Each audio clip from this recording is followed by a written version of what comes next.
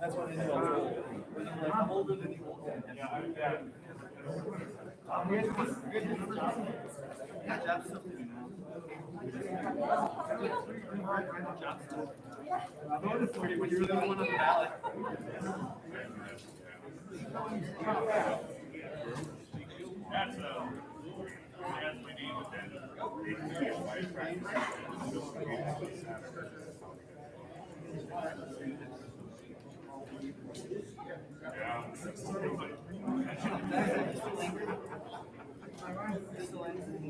No.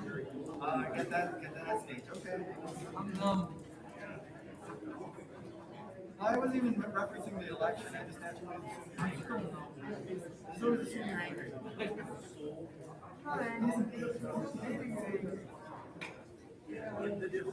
He yells at kids on the yard. Do you really? Yeah. Yell at children on your yard. I would. I would.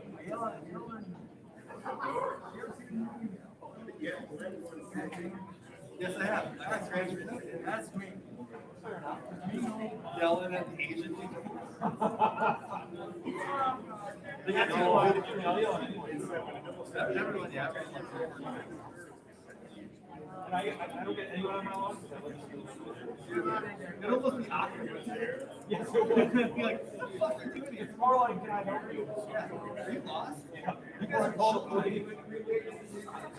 Were you abandoned? Yeah. There's nothing I can do for you before I go get my rifle. Yeah. Do I drop you off at the fire station? That's gonna work. Wow, this is meeting. It's like the last thing of real responsibility I gotta do before I go north. Let's do this shit.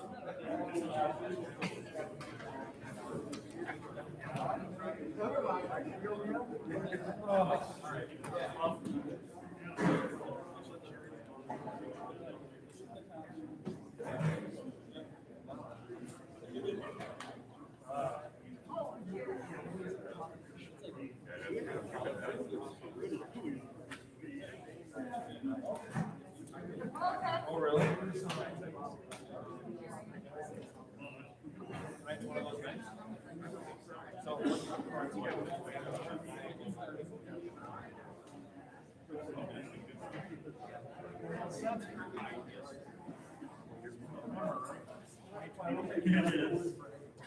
remember this stuff.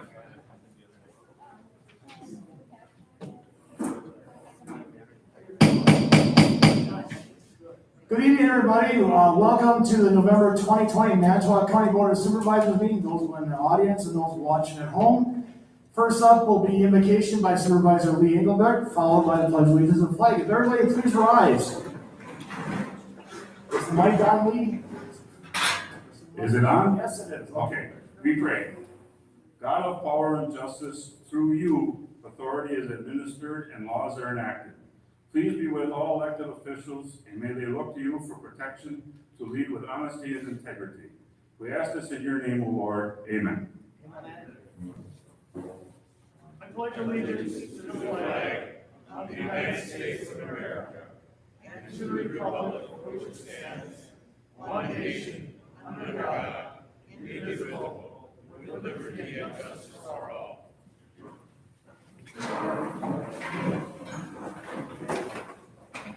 Thank you, Supervisor Engelbrecht. I know we're going to go over just for a second here, but roll call, all 25 members are present this evening.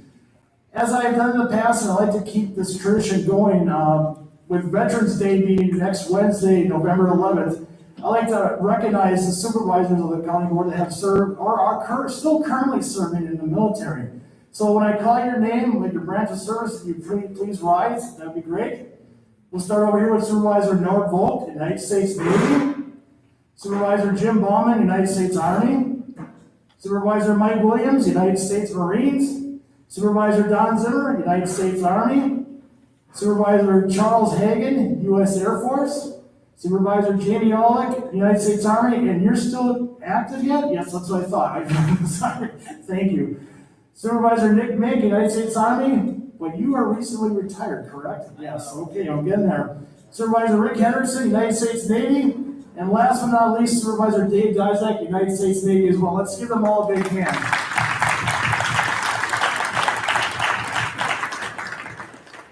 Thank you all for your service to this country, definitely. And this is the reason why our democracy is still the greatest in the world. And those in the audience too, and those at home, thank you very much for serving too if you're a veteran of the United States Armed Forces. All right, next up is consideration and correction of our minutes from our October 26, 2010 meeting. Motion by Supervisor Benke, second by Supervisor Olick to approve the minutes. Any discussion on the motion?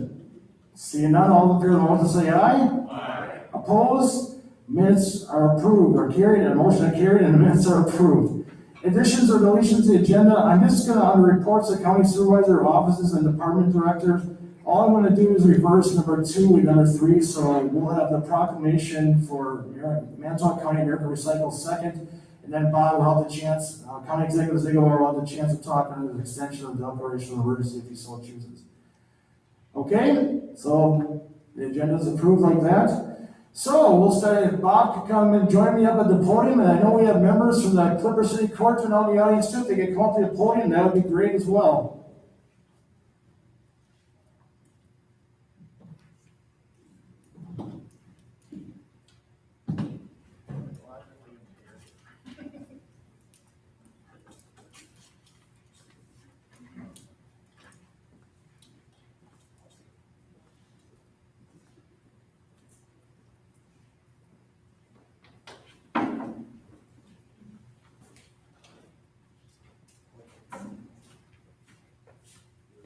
Sorry for the big preparation here, gentlemen.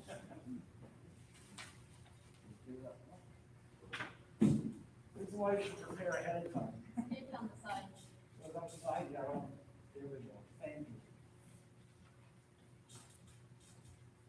They're gonna think we're gonna have to do that. By building it, there we go. All right. We're on, there we go. We've been meaning to try to do this all year. It's a proclamation honoring the Clipper City Courtsmen here in the Manitowoc County, honoring for the 75th anniversary. And I guess we were hoping that the COVID pandemic would have been over by now and we could have a nice concert performance once again by then. But Don's already promised me that hopefully next year we'll be able to come back and forth. But tonight we have Jim Rasmus. He'll be the president in 2021 of the Clipper City Courtsmen, Don Llewellyn, and Derek Lugo, right? Yes, so welcome. I'll read the I'm going away from the mic. I'm telling people, don't do that. I have a proclamation honoring the 75th anniversary of the Clipper City Courtsmen. Whereas this Clipper City Courtsmen, Manitowoc County Chapter of Barbershoppers, and an a cappella men's chorus whose mission is to preserve and encourage the barbershop style of music, barbershop style of music, and celebrating 75 years of harmony. And whereas the Courtsmen are members of the Barbershop Harmony Society, Inc., with 30,000 members and 800 chapters and over 2,000 registered quartets, are affiliated with the Society's Land O'Lakes District and part of the Packerland Division, and are dedicated to the spread of harmony for the enjoyment of all people of the world through organizing and encouraging close harmony singing groups. And whereas what began as a small group has steadily blossomed in Manitowoc County's largest all-male singing organization, a membership-based organization comprised of over 40 men from all stations of life. And whereas the Cordsmen are an ever-growing, well-respected brotherhood of men who love to perform a cappella music in the barbershop style, preserving the heritage of the barbershop quartet, and strive to improve the quality of life for the members in the community through musical education programs and family-friendly musical entertainment. Now therefore, we, Bob Zagalor, Manitowoc County Executive, and Jim Bryan, Manitowoc County Board Chair, along with the Manitowoc County Board of Supervisors, do hereby honor the Clipper City Cordsmen, Manitowoc County Chapter of Barbershoppers, for their enrichment of the cultural fabric of Manitowoc County and convey their appreciation for their commitment to public service. Congratulations.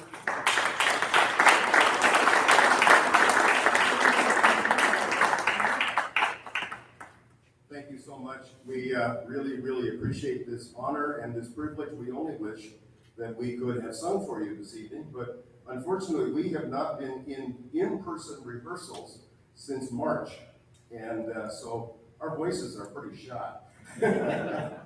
But we have the other significant event that's taken place for the Clipper City Cordsmen this year is we have moved from our previous location at Holy Family College, after they closed, obviously, into the Grow It Forward Center, 15th and Marshall. And I would say to all of the men present in this room, Tuesday nights, 7 o'clock, hopefully come spring, we will be back in rehearsal. But we are also in a Zoom rehearsal every Tuesday night at 7 o'clock. We have been having as many as like 25 of our guys that show up each week. We have been treated by folks from across not just the country, but across the world in terms of giving us tips and information about how we can improve our singing. But we look forward to the day that we can be back and performing in person once again. Thank you very much.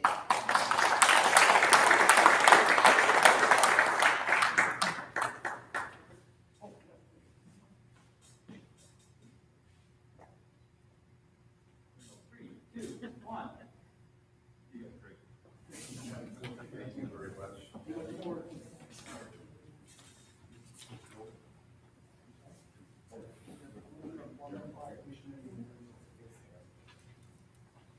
All right, if Jerry Neuser, our Public Works Director, could come on up. We have a proclamation for Manitowoc County American Recycles Day 2020, which will be November 15th of 2020.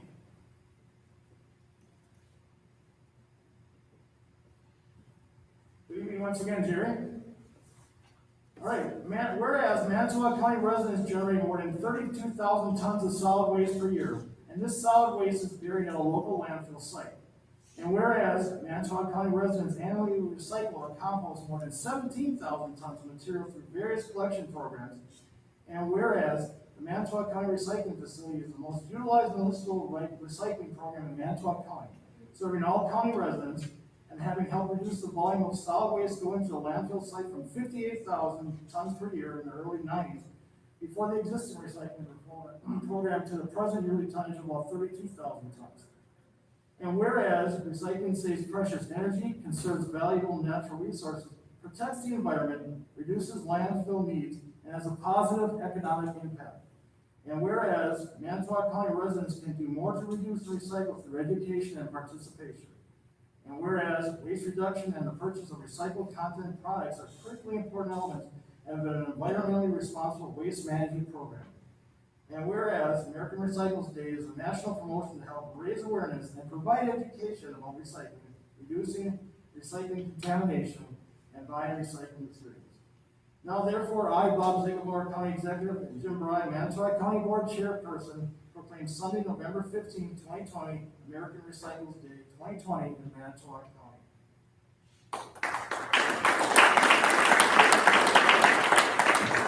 Thank you, Chairman Brad, County Executive Ziegel Bauer, and members of the County Board. While John Reisenbeekler, who you all know is our manager at the recycling center, and I manage the solid waste and recycling division of Public Works, Ascend Services, formerly Holiday House of Manitowoc, provides all the labor to operate the recycling center. Their executive director, Deanna Yansky, typically comes to this meeting to accept this proclamation, but due to COVID precautions, she is not able to attend tonight. However, she did ask for their latest message. Ascend Services sends our sincerest appreciation for the continued relationship that we have had with Manitowoc County, which allows us to provide work opportunities to the people we serve. And we look forward to this partnership to continue for years to come. I'd also like to briefly comment on the difference recycling has made locally. As stated in the proclamation, we've reduced tonnage going to the Ridgeview landfill by 26,000 tons annually. 26,000 tons is 52 million pounds of material that's not being landfilled. It's a huge quantity, and it's all due to the support from the county for this program. So not only does that extend the life of the Ridgeview landfill, but it saves costs for taxpayers. Tipping fees on that amount of material is about the tune of $1 million a year that is not being paid because we're recycling. So thank you again for your support of recycling and the recycling center.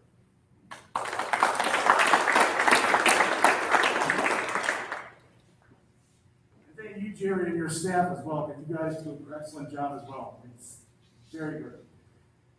So next, Bob, you'll be up. I'll just read quickly the agenda item when I get back to my seat. If you want to speak on it, you don't have to, it's your call. But if you just want to speak on it once again, like you have been. All right, are we on? Okay, yes. Next up is County Executive Bob Ziggle about the extension of the declaration of emergency.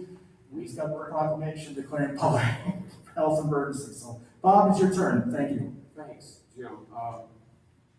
We're extending the public emergency declaration. It expires every 60 days.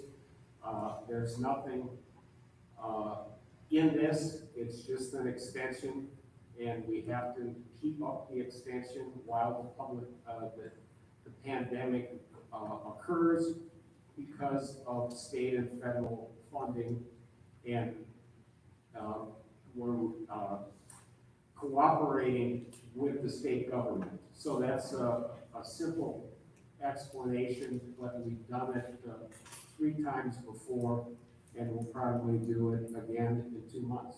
Thanks. Any questions for Bob at this time? Supervisor Hagan. Just hold on one second, move the mic down, William.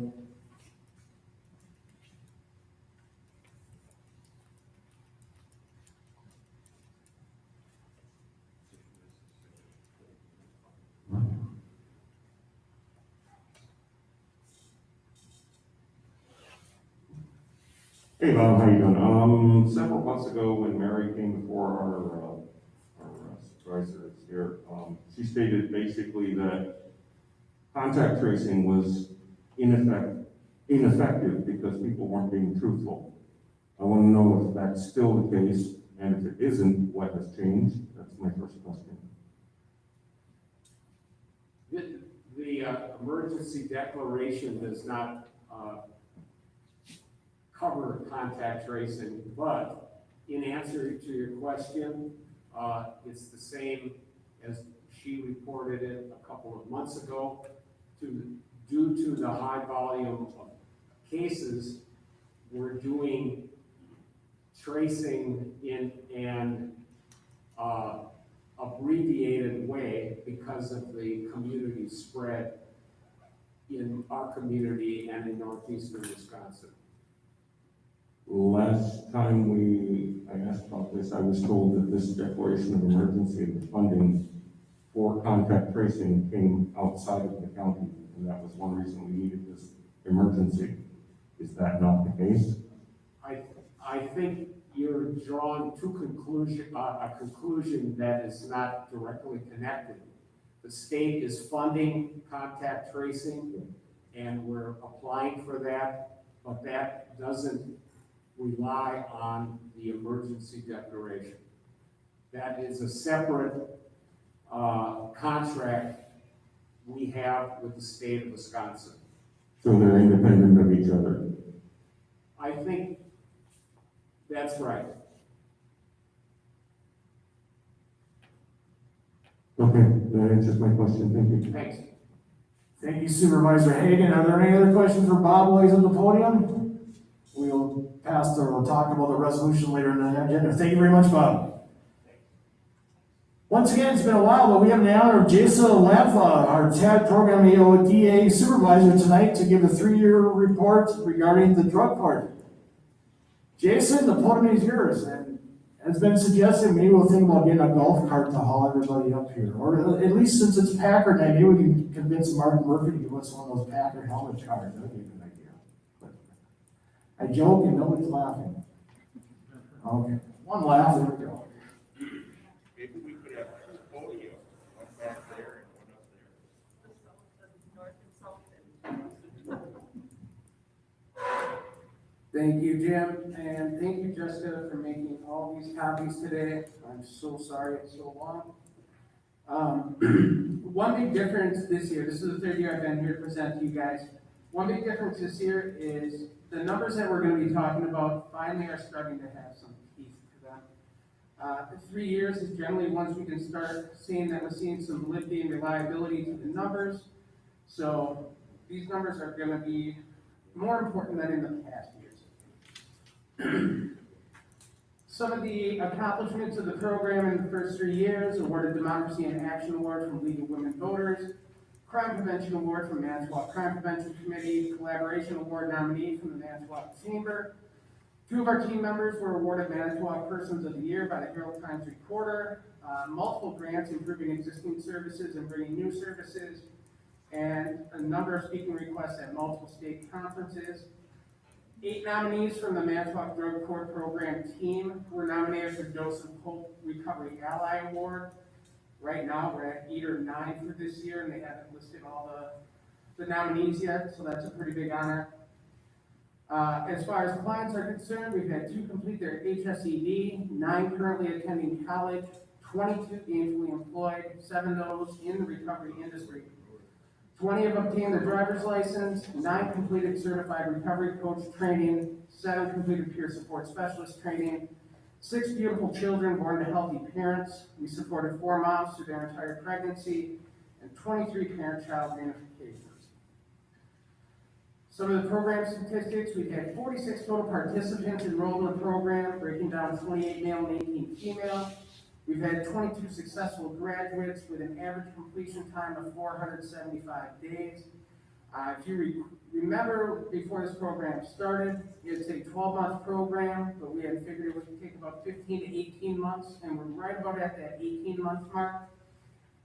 I gotta imagine if I'm up here in 5 years giving this presentation, we're probably gonna be right around 18 months at that point. We've had 10 terminations, and the average time to termination just a little bit under a year. One important thing about that: 5 of those terminations have happened post-COVID isolation. So from March until September of this year, we had 5 terminations. We had 5 terminations total before that in the 2.5 years prior. So the coronavirus and the COVID restrictions have had a pretty big effect on recovery. The next are average days to complete each phase, which I'll skip through, and you guys can look at your own leisure, along with the average amount of time it's taken to complete the treatment portions of the program. We've had 58 known relapse events, either through self-report or discovered by urine analysis, 46 jail sanctions or PO holds, totaling 621 days in jail, and that's about 4% of total days in the program with jail sanctions. Average age of entrance is 30 for men, 29 for women. Average age of first use, any substance, non-tobacco, is 12.5 years old. Average age of first heroin use is 23, and first meth use is 24. Goals, results. Some of the goals when the program was brought here: we wanted to decrease recidivism, or people continuing to commit crimes, by 20%. We wanted to decrease failure to appear, so that's people not coming to their scheduled court case, decrease bail jumpings, decrease operating after revocations, and reduce substance use.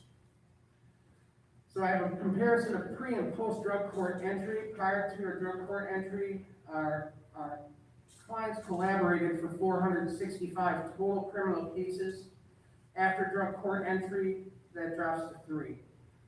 Total felony cases, 243. Total felony cases after, 3. Misdemeanor, 153. After, 0. Criminal traffic cases, 69. After entry, 0. 162 failure to appears. After entry, 0. Total felony charges, 444. After, 6. Misdemeanors, 652. After entry, 1. OARs went from 60 to 0. Bail jumpings went from 278 to 0. Total traffic citations went from 175 to 1. We've had, through Manitowoc County, I was able to get the Manitowoc Police Department and Two Rivers police statistics. Our clients had 1,094 total negative contacts with the police departments. After drug court entry, it's been 9. 1,041 arrests after 6.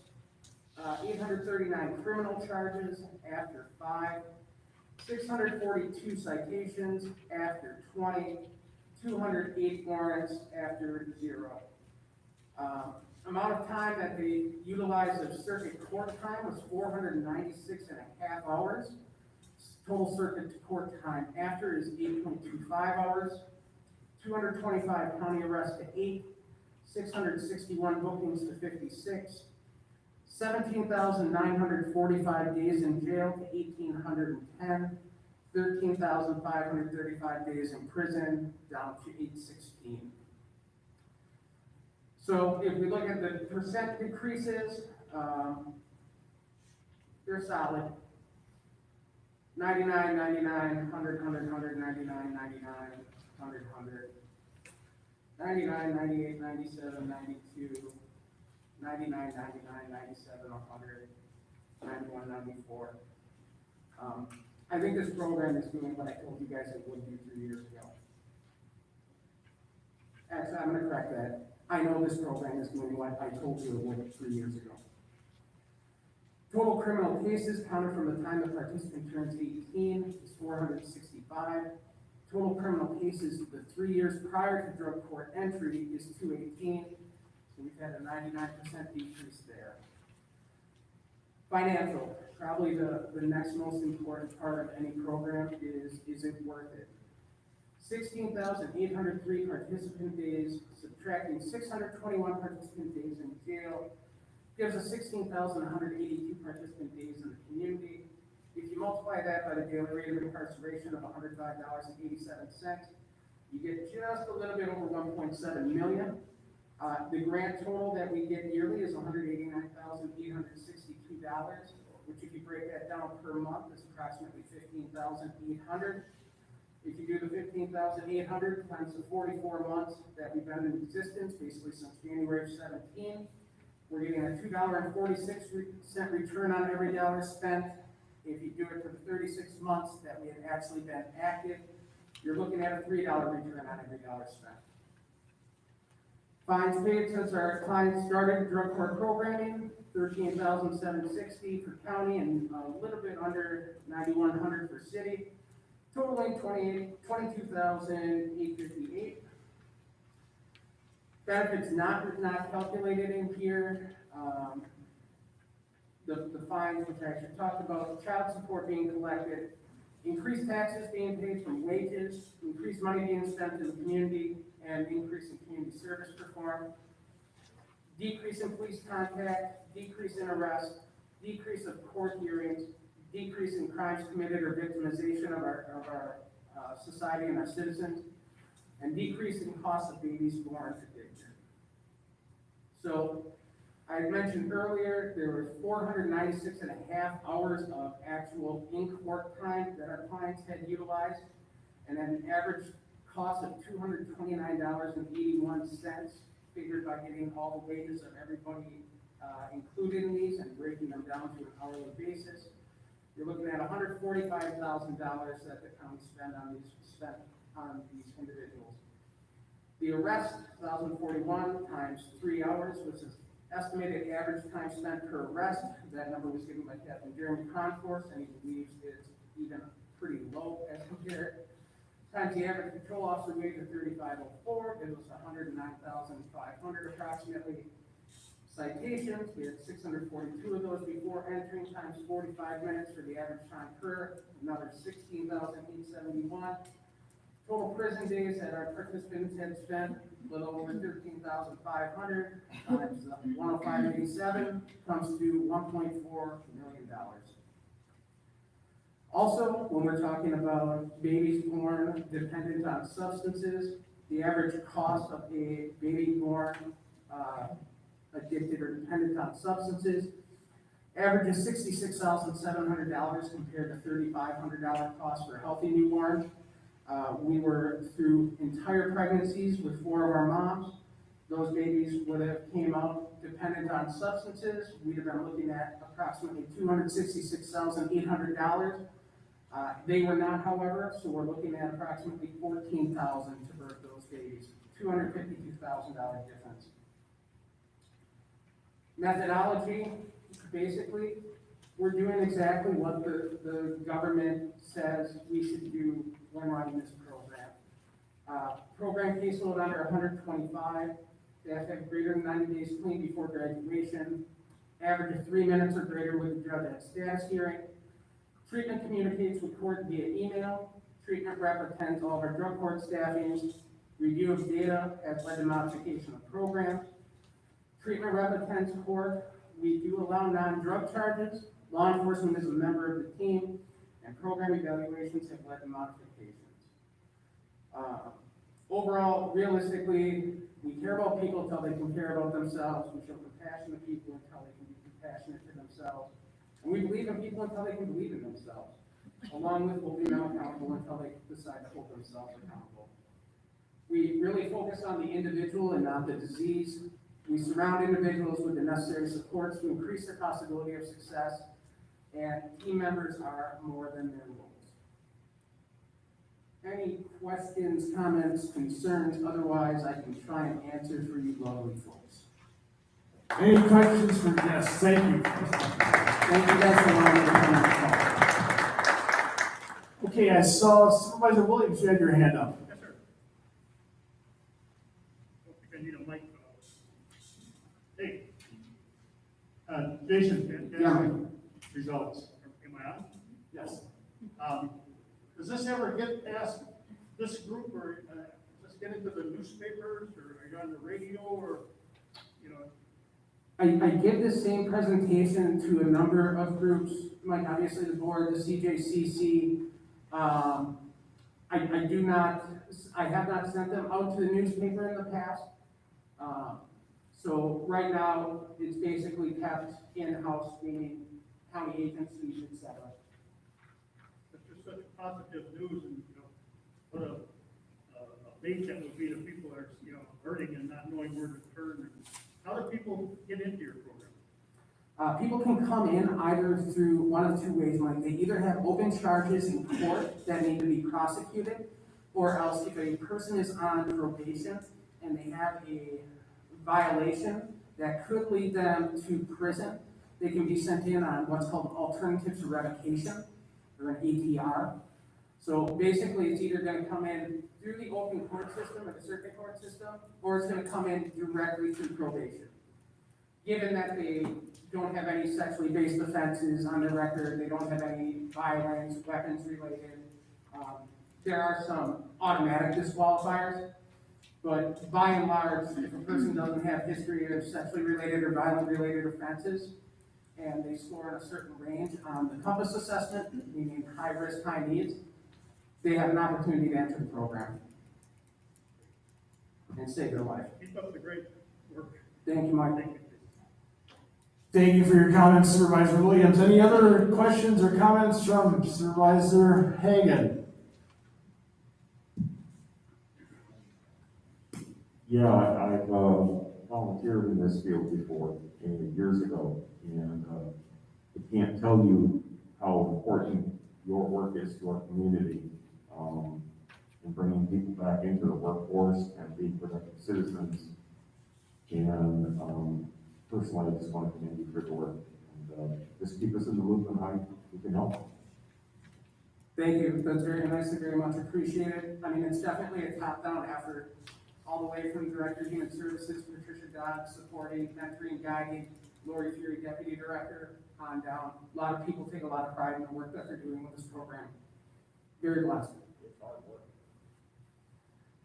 Thank you for your comments, Supervisor Hannigan. Any other questions or comments from the supervisors? All right, thank you once again, Jay. I just echo the comments. You do an excellent job. And I'm sure, Jason, if anybody, the supervisors have any questions or comments, you can certainly email me and he'll get back to you like he's always done for me. So Absolutely. thank you once again. Thank you. All right, next up is public comment. If there's anybody from the public wishing to speak to any matter germane to county government, please raise your hand and you can come up to the podium, give your name and address, and you'll be allowed approximately 3 minutes to speak. Is there anybody wishing to speak? Yes, we'll start with Mr. Buckley.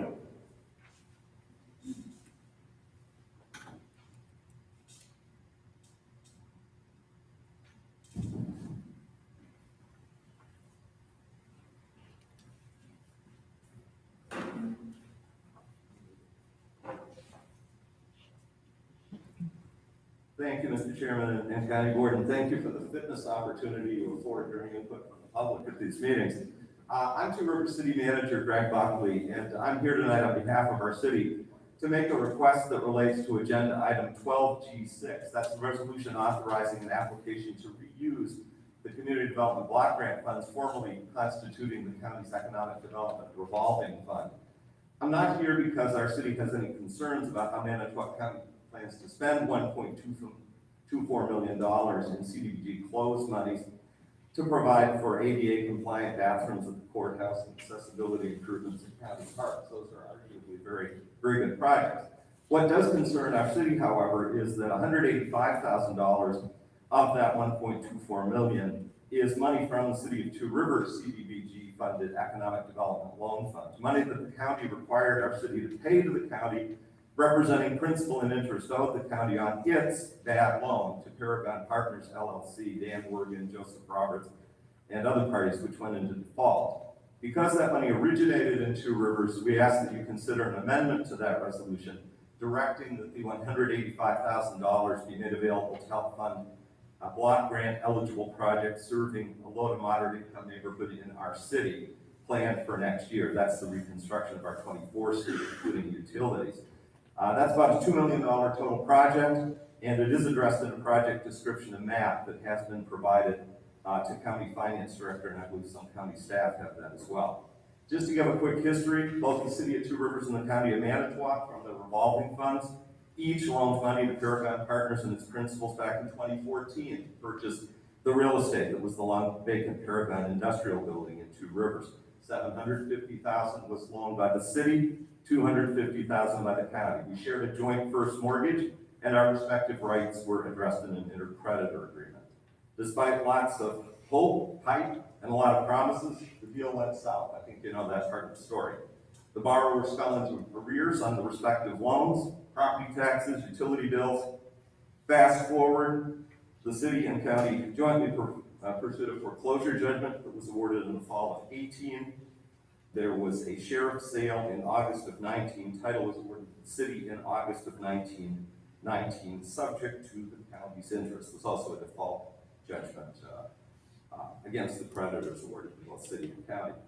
City and county came to a point of disagreement on what an appropriate amount to pay the county was for the county to disengage from the arrangement.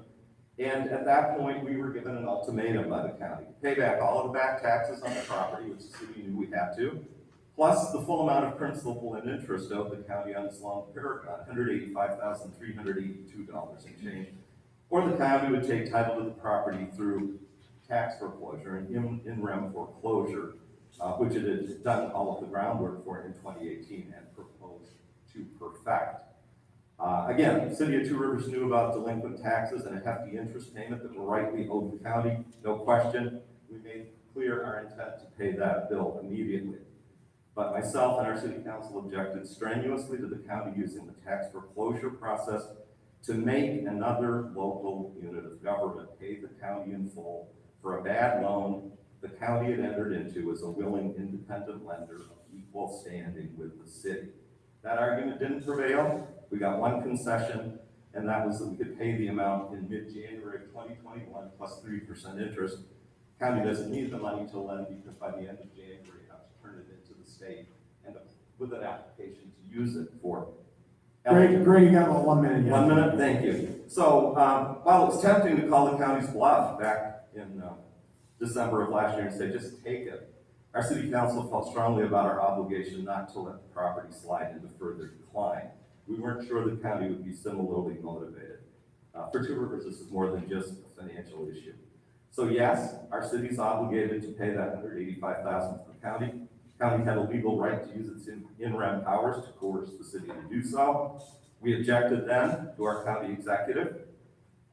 We turn now to you as county board saying, we'll gladly, per our obligation, turn the money over by mid-January, but we believe it would be only appropriate to be able to reuse it in Two Rivers for an eligible project in the community where it came from. So again, I urge you to consider an amendment to the resolution when it comes to the floor later in the agenda.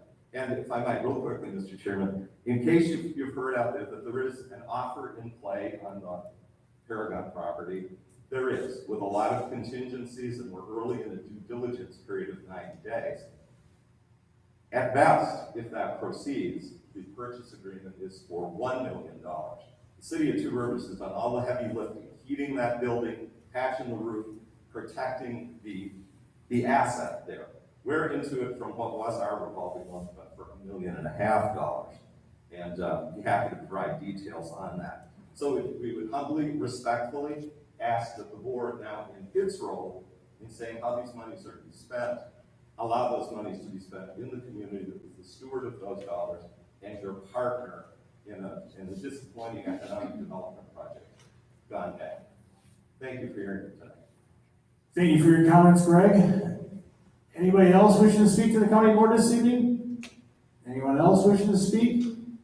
And for a third and final time, anybody else wishing to speak?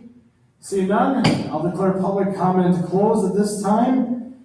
Communications are shown on the agenda. We'll move right into appointments by the county executive. First up is for the highway department to appoint Highway Commissioner Gregory Rodegut, which I hope will be called Greg yet. But anyways, so motion by Supervisor Banky, second by Supervisor Droll to approve the appointment. Discussion on the motion?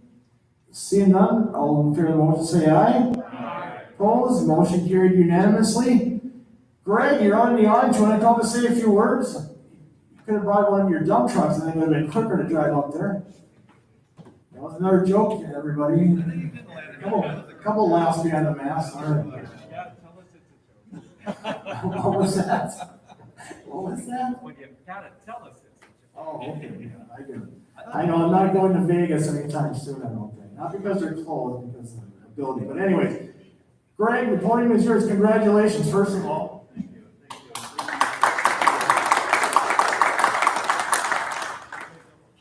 Well, again, thanks much for the opportunity to be next highway commissioner.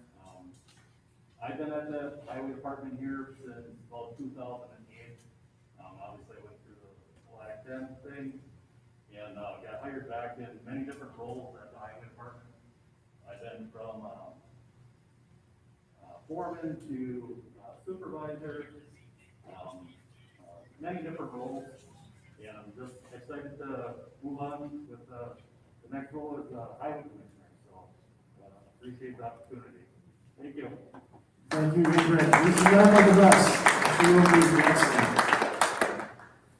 All right, XY Center Board to appoint 5 members to succeed Brian Hare, Richard Colbeck, Dan Newberg, Jerome Vetting, and Justin Zipper for 3-year terms expiring December 31st, 2023. And the recommendations are for Brian Hare, Richard Colbeck, Dan Newberg, Jerome Vetting, and Justin Zipper.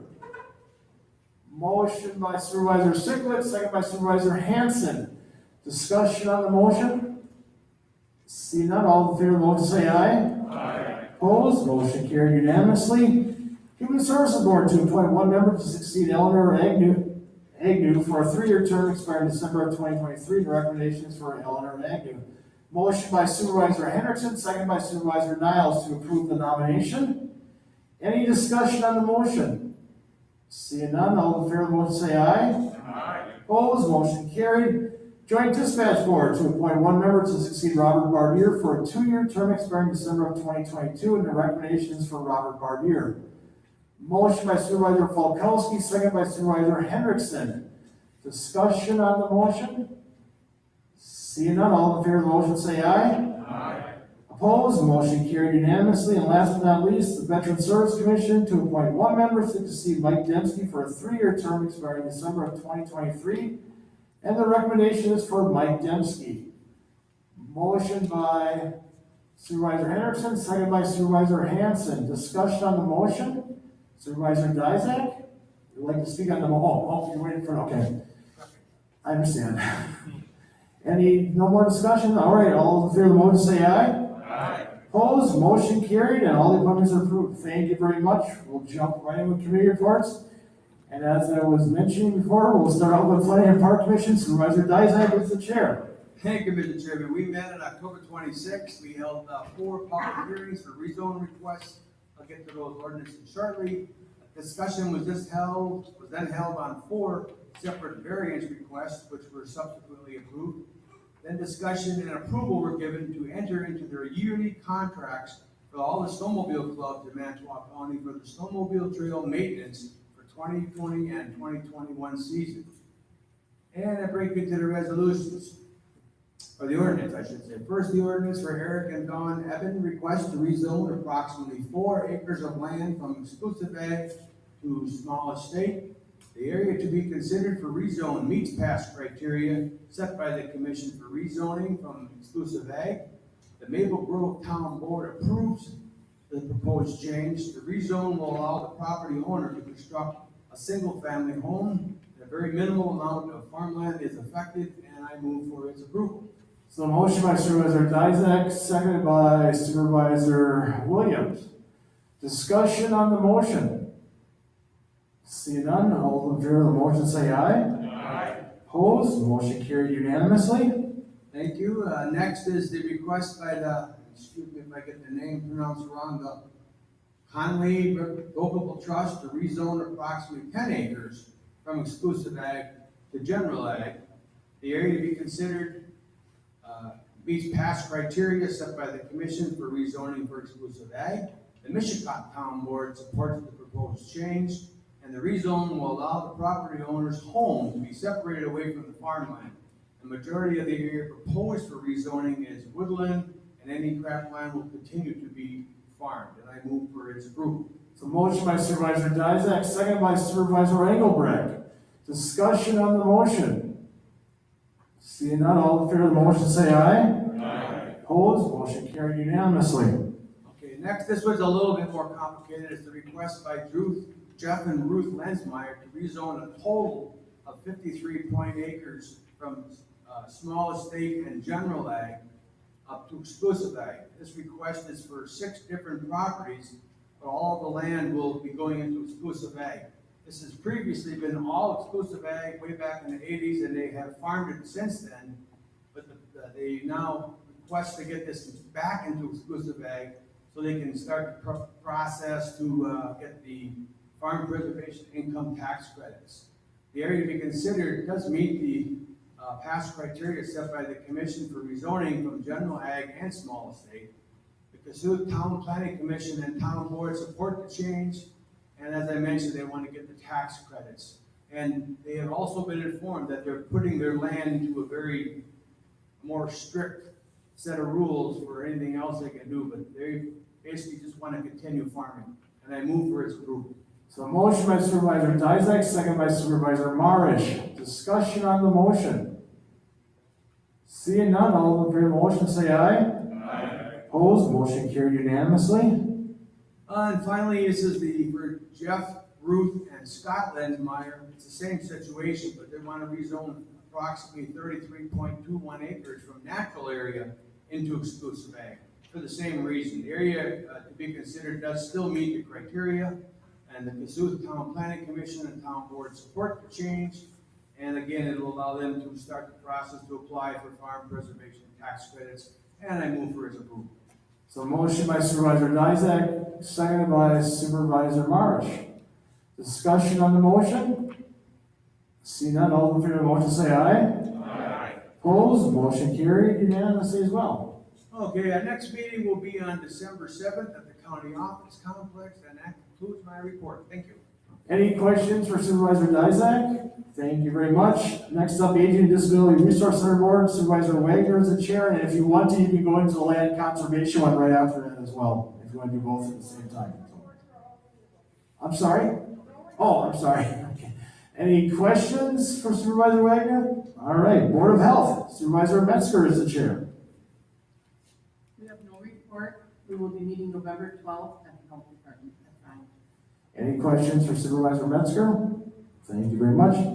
Criminal Justice Coordinating Council, Supervisor Falkowski is one of our representatives there.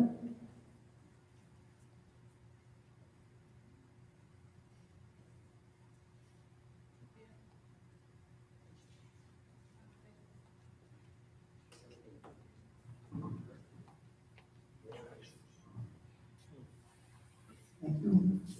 There you go. Thank you, Mr. Chairman, and good evening.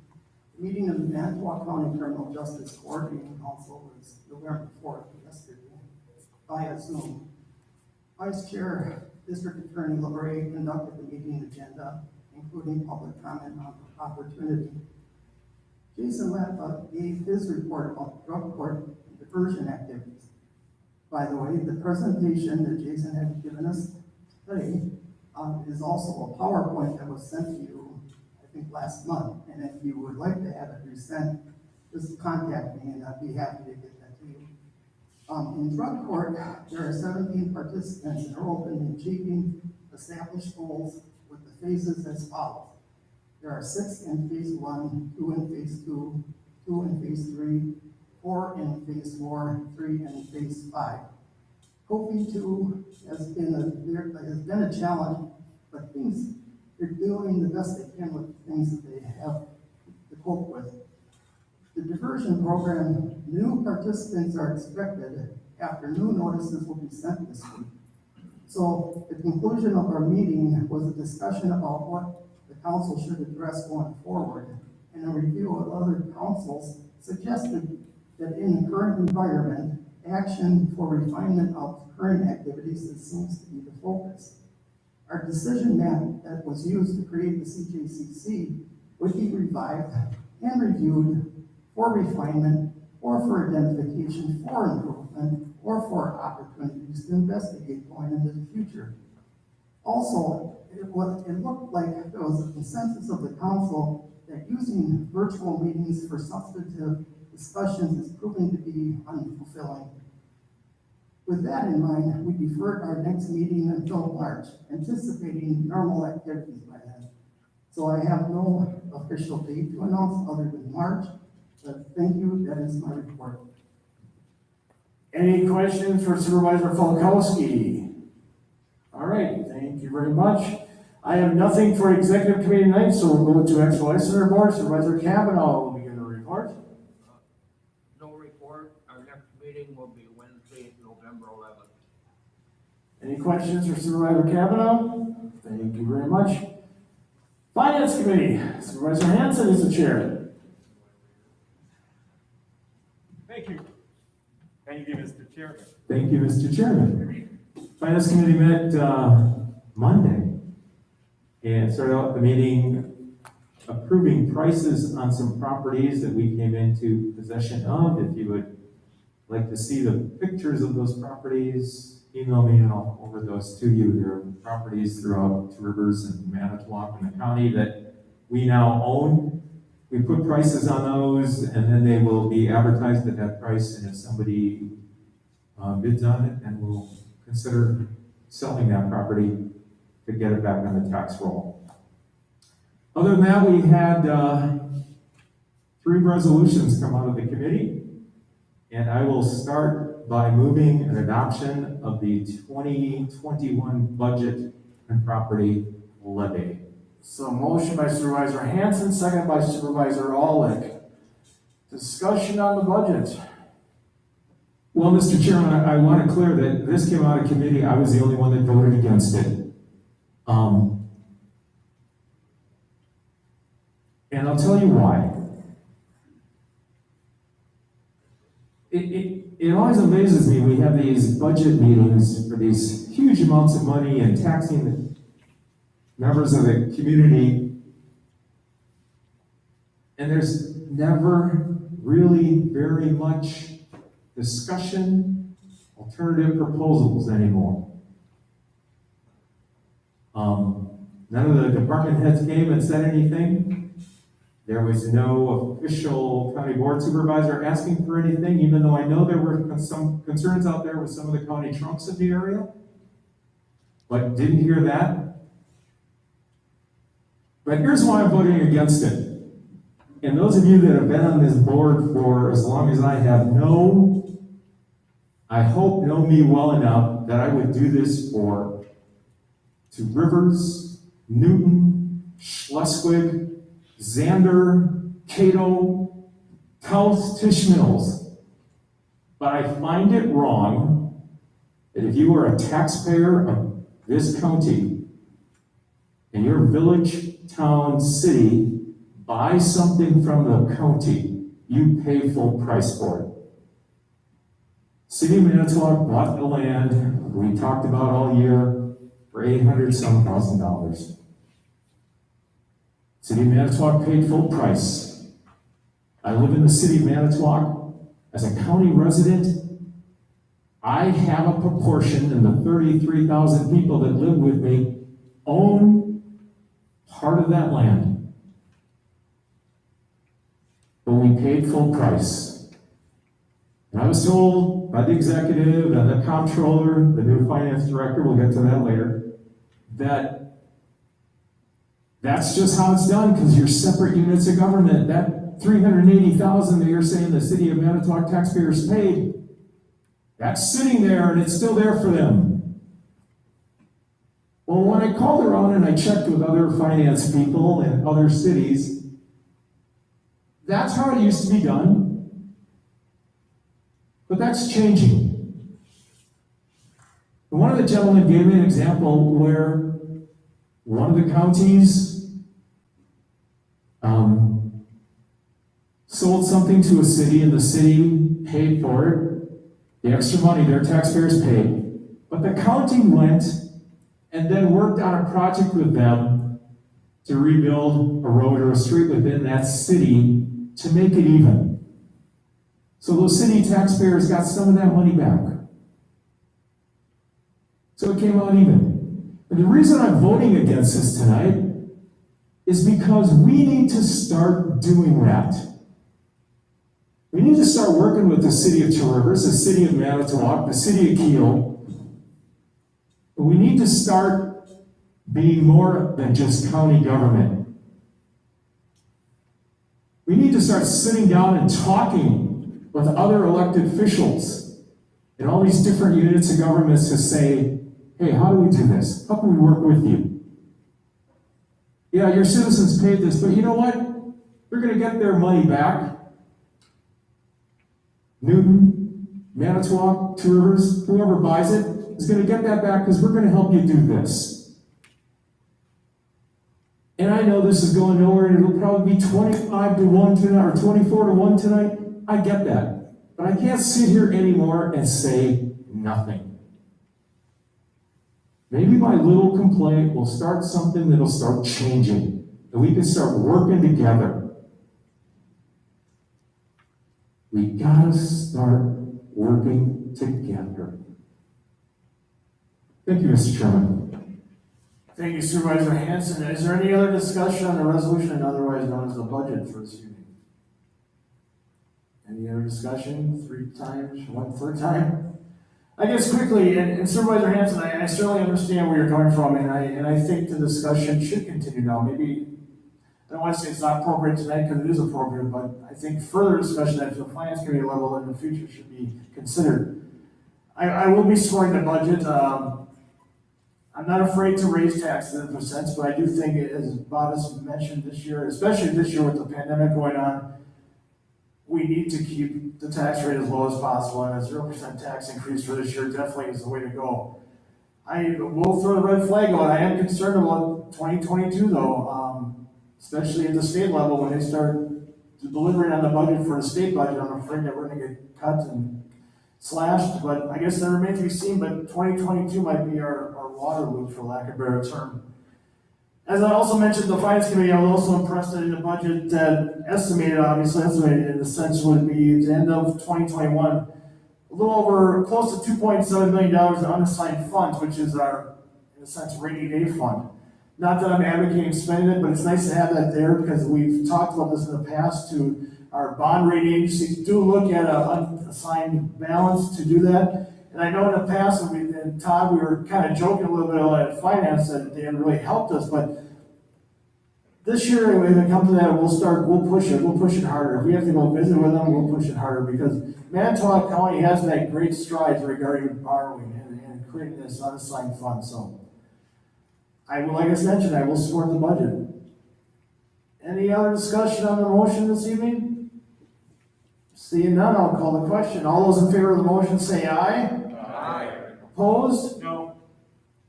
So the budget passed 23-2 with Supervisors Hanson and Hendrickson voting no. Very much. I'm sorry.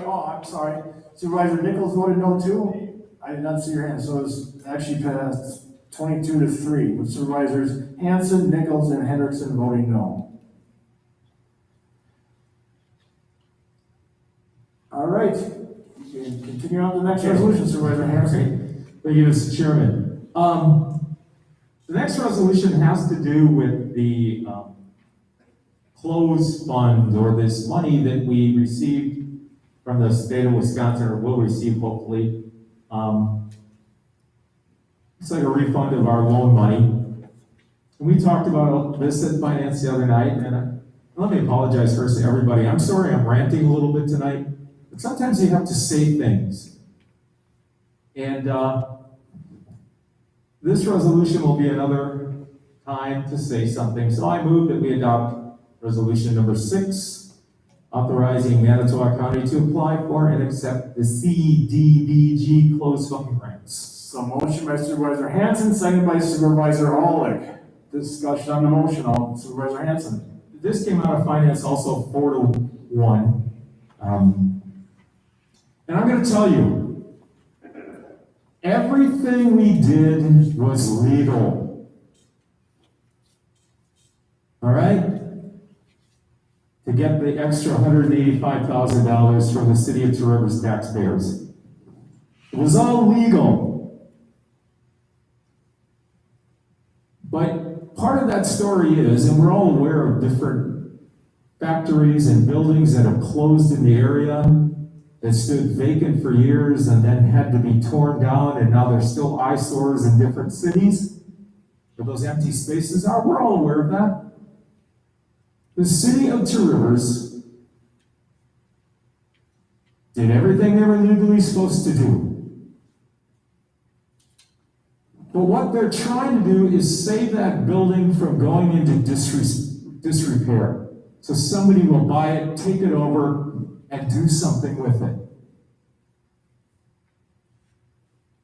They have stuck money into that project, so somebody does that, rather than have it sit there vacant and fall down. What happens if Two Rivers hadn't paid the taxes or paid us for it? Who would have got that building? I'm assuming if they hadn't paid taxes, I'm assuming the county would get it sooner or later. Are we going to keep it up? Are we going to take care of it? Or are we going to let it fall down? I think you know the answer to that.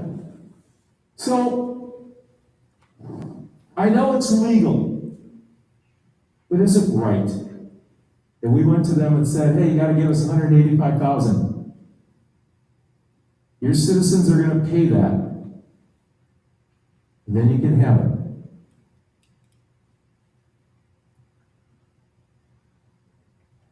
So, what I would like to do is amend this tonight. If that's okay, Mr. Chairman, and I'm sorry you're not typing, Jess, so I'm sorry this may be a little difficult for you. What I'd like to do is on line 21 of resolution number 6, courthouse ADA compliant updates to be considered would be added. The words to be considered, and the amount of money would be changed on line 25 from 381 to 196,600. The Parks Department all stays the same. Line 34 would read, Manitowoc County City of Tourers Cooperative Project. You could put 24th Street in parentheses, that's what the City of Tourers is looking to do. And the amount would be $185,000 after that. And your total would be the same. So that's your motion to amend. That's my motion to amend resolution number 6. Is there a second to that resolution? Supervisor, a second by Supervisor Metzger. Jessica, did you get all that? Just the amount from the 381,600 to, what did you want to reduce to? 196,600. 196,600 would be what would be left after I subtracted 185,000. Yes. Got it all now? I'm sorry. Sorry. So you have the floor to your amendment. To the amendment, that is the amount that Two Rivers had to pay. I think we could cooperatively work with them. And Supervisor Aulick at our meeting made a very valid point about this. Money.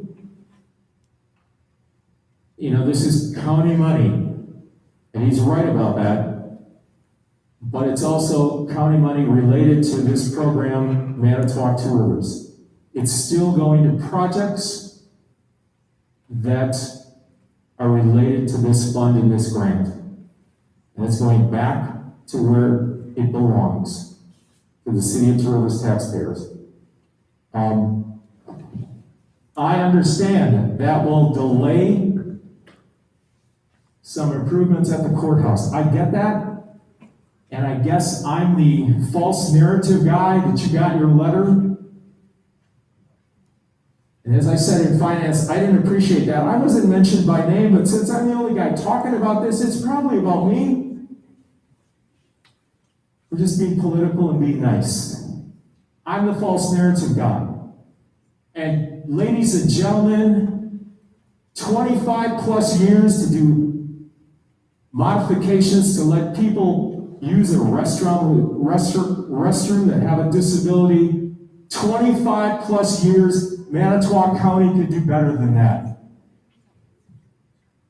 And I challenge any of you to go out and find the good people of this county that would say, oh no, I want that tax money back, rather than fixing a bathroom so somebody can go in and have dignity. Maybe instead of a little money back, we freeze it so it doesn't go up and we get those projects done. There are good people that live here and they would want us to take care of people. And it's time we do that. It's time we do that. So the money goes back where it belongs to Two Rivers, and then we have to do some soul searching to say, let's fix the rest of those restrooms. And you save $50,000 a year by freezing taxes instead of giving a little bit back, we get them done in a couple of years. Should have done that 20 years ago. But we'll do it now because this board has the heart to do that. Thank you, Mr. Chair. Thank you, Supervisor Hanson. Any other discussion on the amendment? Supervisor Ballman.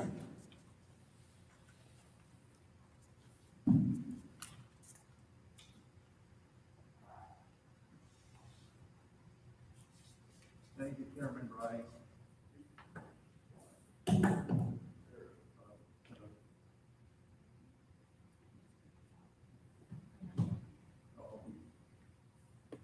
Is it on? Okay, thank you. I'm not gonna support this amendment. Couple of reasons. When this first came about, Jamie Olick, our city administrator in Keel, and I looked into a program for Keel. He searched out, found out that, what we were looking at, to put a new bridge across the river for handicapped accessible and stuff like that, wouldn't be wouldn't be acceptable for this money.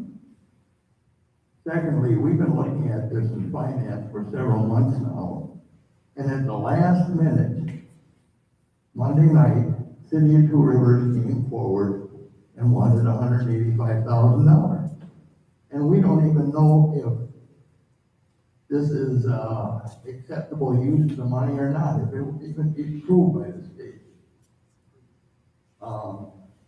I think Supervisor Hanson has got a legitimate complaint about this, but I suggest we look elsewhere for money to reimburse the city or something. Something's gotta be done, not change this road program. Thank you.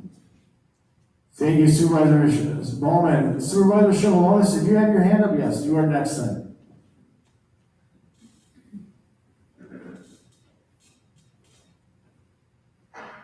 On the amendment, the discussions on the amendment. Yeah, I just wanted, people to know that the city of Two Rivers is not unwilling to pay their part in what is legal. And Mr. Hanson is correct, everything is legal. The rub is how it was handled. And I hope that isn't the norm for other Manitowoc County residents. Thank you, Supervisor Shimalonis. Is anybody else? Supervisor Olick, followed by Supervisor Polkowski. Thank you, Mr. Chair, appreciate it. This particular project, now we gotta put this in perspective, right? So we have an amendment now on the floor to subtract money from what I believe are all worthy projects in the resolution for another worthy project in the city of Two Rivers. So the focus on this question is separating out any of the dramatics or whatever the issue or injury or real or perceived is, and how this amendment comes about, comes to us from the substitution of the project itself. I just so happen to have been through Two Rivers on Washington Street, going past 24th Street, and it's a beautiful area. It's old Two Rivers. It's a lot of wonderful old homes, and along with that, you get lead laterals and all that kind of fun stuff. But the thing that unifies all 25 of us sitting here right now is the fact when you look on your tax bill, you're going to see Manitowoc County on all 25 of our tax bills. We're really not playing favorites when we look at the original resolution before you. I mean, there's all county property involved. It's not any particular municipality, town, village, or city necessarily benefiting. It's county property. And that's really where I'm coming from on this one, is that when we start adding in projects, and Supervisor Bauman is exactly right, where Keel started with this is hearing about the money in the middle of summer, or actually beginning of summer, and the county telling me, hey, you have nowhere to put this. Well, county, let me figure out where to put it for you. And then we kind of went through the progression and figured out we didn't really have any good projects ready. And again, here we get to Monday night, we have our list ready that has been there for at least a month plus. And we get this, and again, I don't begrudge Two Rivers. I would have done the same if I was in their shoes. The good news is, if it is a qualifying CDBG project, they can apply. They can get the money through their municipal application to the state and get the money for 24th Street in a different venue. But just purely because the money exists doesn't necessarily mean that it's right, wrong, or indifferent to ask for it either. So that's where when I look at these projects in the original resolution, they're all county property, and as a county board supervisor, That's why I want to maintain the fact that we fund county property projects. Thank you, Mr. Chair. Appreciate your time. Thank you, Supervisor Olick. Supervisor Falkowski, you were next on the amendment. Thank you. I will not be supporting the amendment. I appreciate what Jamie had said. In fact, I agree with what he was saying. It's difficult to try to pick winners and losers of these things. CDBG can be applied for those projects. I get a concern that that $185,000 is fungible, which basically means that if we use that resources for this project, for this community, it's not for other communities, and so that division is not necessarily for the benefit and more inclusive of our whole county. So once again, I'm not going to support the amendment, but I have concerns that looking at these actions is trying to be fungible for other projects. It's really not a wise fiscal method for doing this, so thank you. Thank you, Supervisor Falkowski. Any other discussion on the amendment? Supervisor Dizak.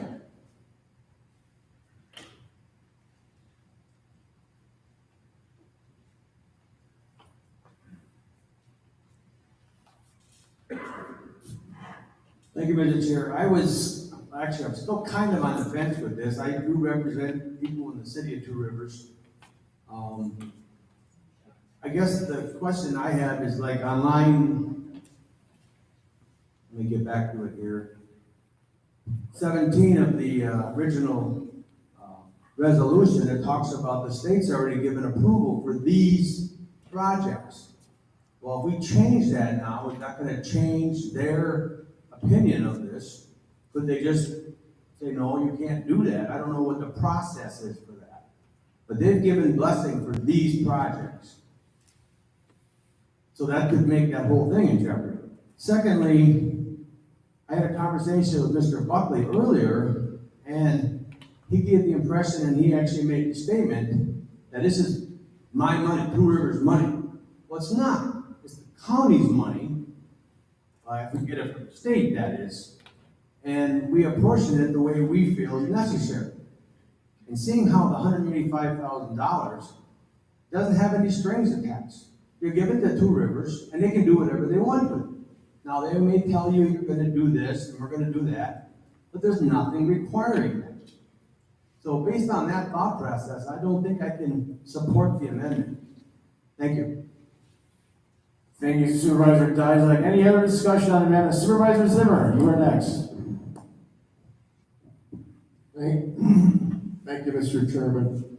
I too will oppose this amendment. It's a last minute change, and we really don't know what that $185,000 is going to be directed to. At the same time, the county has an obligation to maintain the properties under its control. This is a proper expenditure of our monies because it does just that.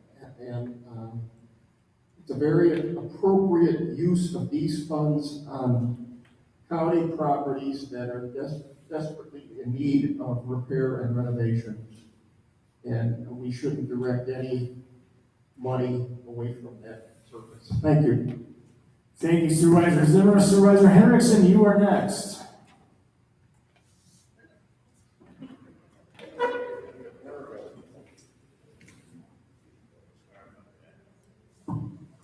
Thank you, Mr. Chairman. I will support this amendment.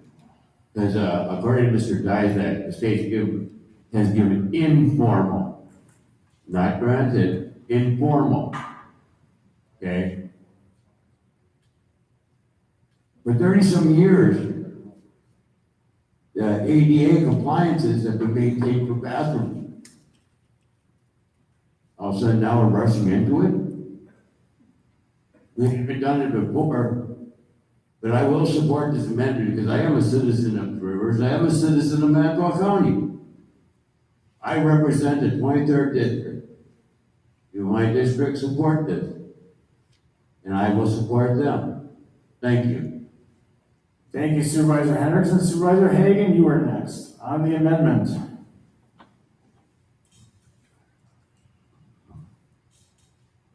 I have initially just want to review the amendment, make sure I understand it. We're talking about taking 185 out of 380, 160. Do we know, and the balance remaining will be, I don't know if I calculated, but The anyway. ballot, the amendment essentially shifts the money around. In the line 25, it goes from 381 to 196, 600. And then the amount on line 34 is additional, it will be $185,000, the same expenditure.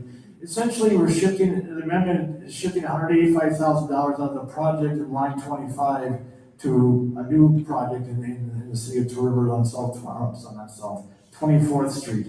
I understand that now. So with the balance remaining, we can still apply that at least partially to the ADA compliant updates. Since it doesn't take all of the money, it takes a chunk of it, but it doesn't kill the ADA project completely. Because of that, I'm gonna go ahead and support this amendment request for District 24 residents in Two Rivers. The second reason is there is a need that is going to be filled with this money in Two Rivers. The money originated from Two Rivers, and if we apply it accordingly, there's a low-income area that is going to get help it needs with this money.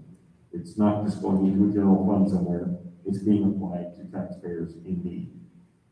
And so it doesn't destroy the ADA compliant project, it truncates it, and it's something that we can deal with it in the future. And we can. I mean, I have confidence in Bob that he's going to be able to work numbers and that we could work numbers together. If it went into a general fund, I wouldn't support it. It isn't doing that. It's going into a project in a low-income area of Two Rivers. Buying that with the fact that it came from Two Rivers, it just seems logical to support this amendment for my constituents. Thank you. Thank you, Supervisor Hagan. Any other discussion on the amendment? Supervisor Benke.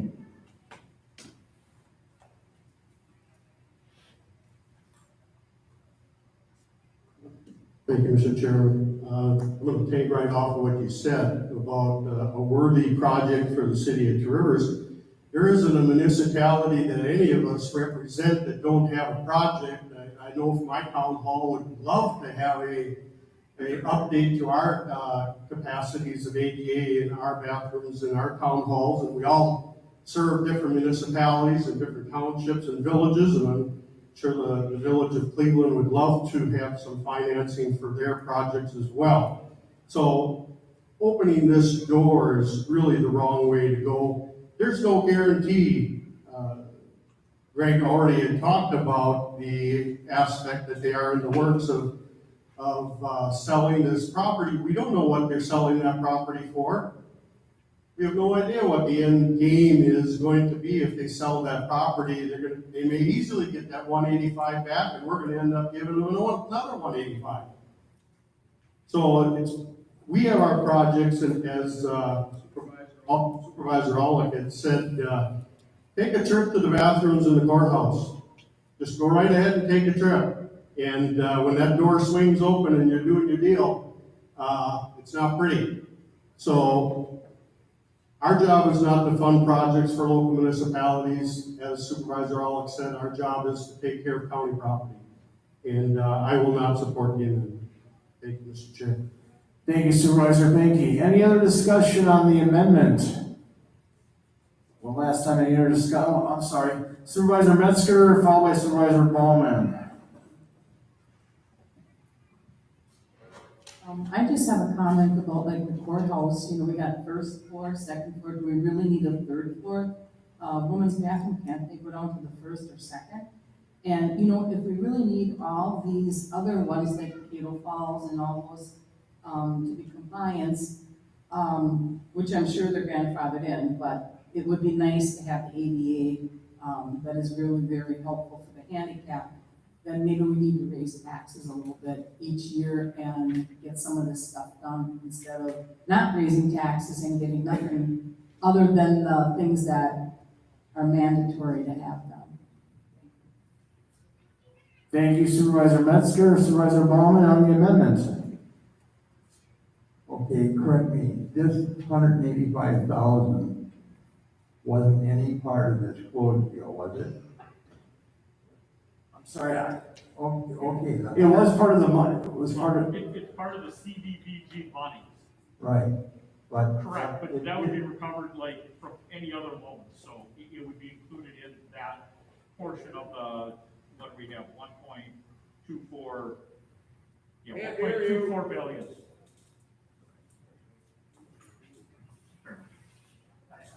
I know, we just gotta bear with us, the limits of this. So the question was whether this 185,000 is part of the 1.24 million.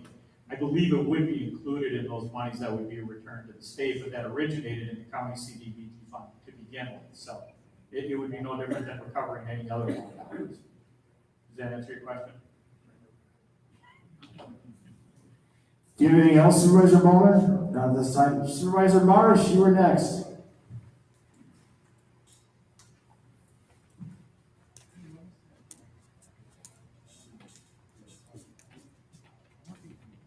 Thank you. I will not support the amendment. The thought that we would raise taxes to do the projects that we need to do, and we would need to raise taxes to do these projects because we're giving them money to a different municipality, does not make sense in my book. Thank you. Thank you, Supervisor Marsh. Any other discussion on the amendment? Seeing none, I'm gonna do a little differently, so Jessica, regard this. I'm gonna ask for the aye votes first, and then if you please raise your hand, and as I call your name off, you can lower them. Then I'll ask for the no votes, and we'll do the same thing. So, all those in favor of the motion to amend, raise your hand. So Supervisor Hanson, Hendrickson, Nichols, I'm sorry, who, Mark, right? Yeah, man, that's why I'm sorry. Bonnie, Hagan, and Metzger. Okay, and opposed? Niles, Dizak, Mink, Marish, Benke, Jarol, Sikowitz, Falkowski, Aulick, Engelbrecht, Wagner, Zimmer, Martell, Williams, Ballman, Kavanaugh, Volk, and Bry. So the amendment fails. I don't know the exact vote total, but it fails. You voted no? Yes, I thought, I'm sorry, didn't I get it? I apologize.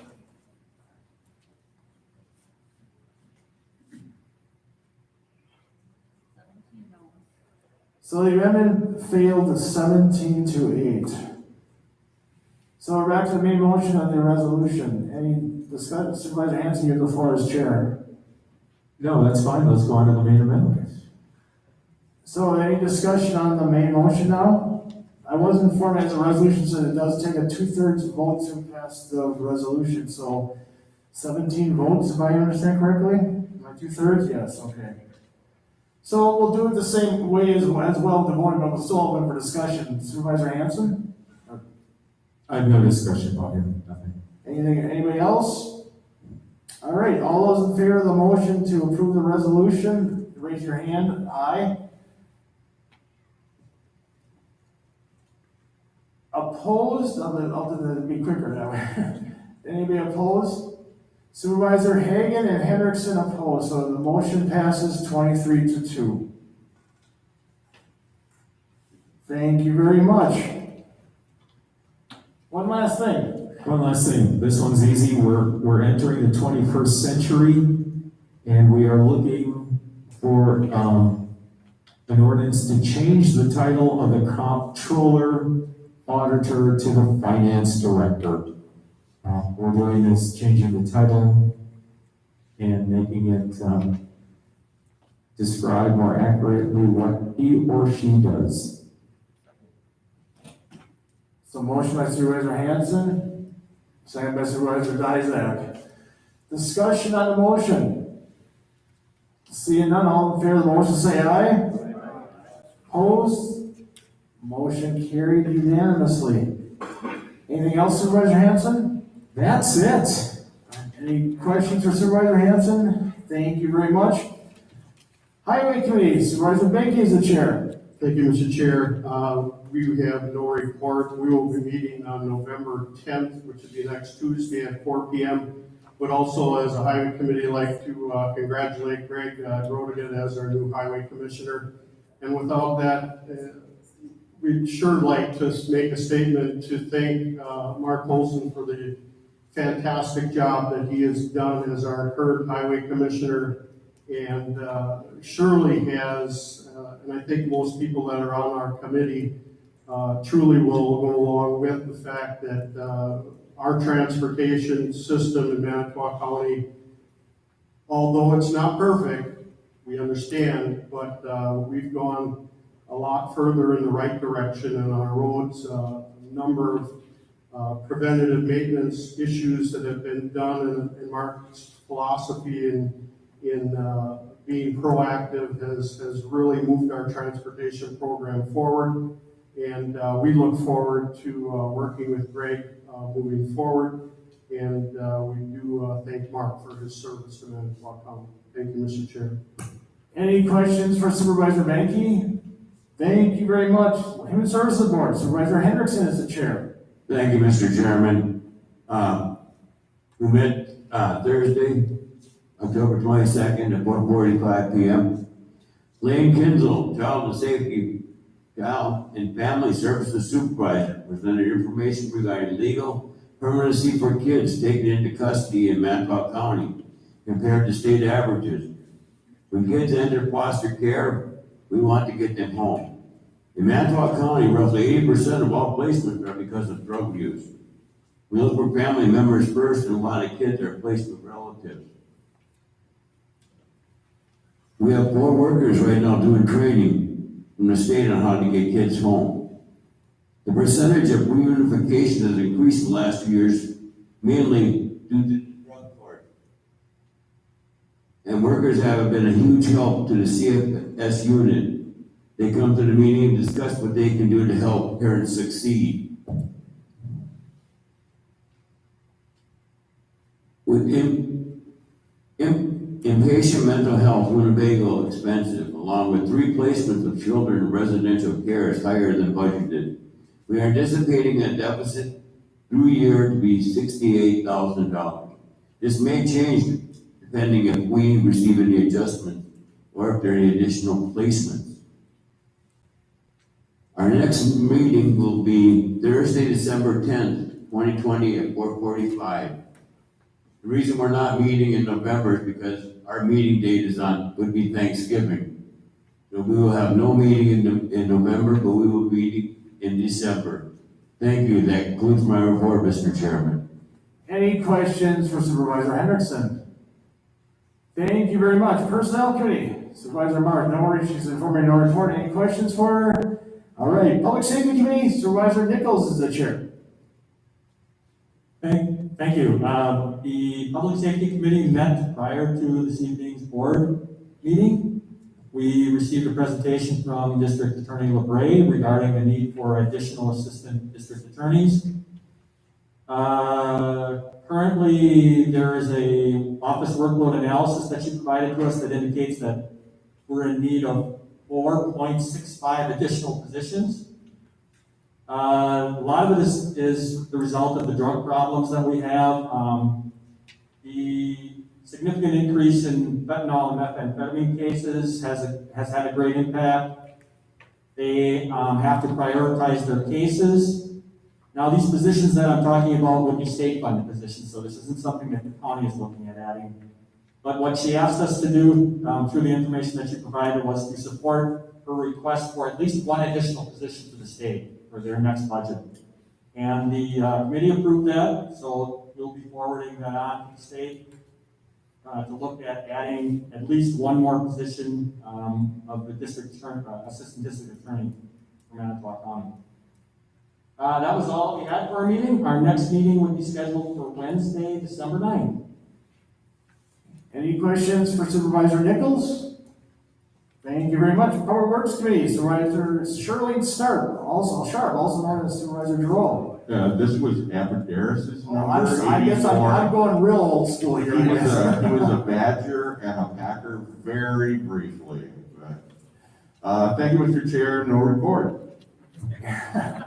Any questions for Supervisor Joel? Thank you very much. Supervisor Bowman informed me there's no report from the Transportation Coordinating Committees. Any questions for him?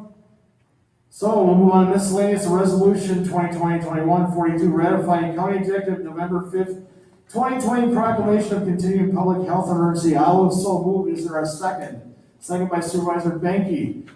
Discussion on the motion to continue. Seeing none, all in favor of the motion say aye. Aye. Opposed? Motion carried unanimously. Nothing other announcements, otherwise, everybody, oh, I'm sorry, Supervisor, announcements is everybody have a safe and I guess, pain-free and healthful Thanksgiving weekend coming up in a month. I don't see us meeting until November or December if we need to be in a special session, but I don't see it, so everybody have a great, happy Thanksgiving. Supervisor Hagan, did you have something, or do you want to adjourn? Motion to adjourn. Just remember to wear red on Friday for remembering everyone's Floyd. Okay. Supervisor Niles, you're making a motion to adjourn? There is a motion, is there a second? Second by Supervisor Mink, all in favor say aye. Aye. Opposed, we are adjourned. Thank you very much, everybody, have a safe trip home.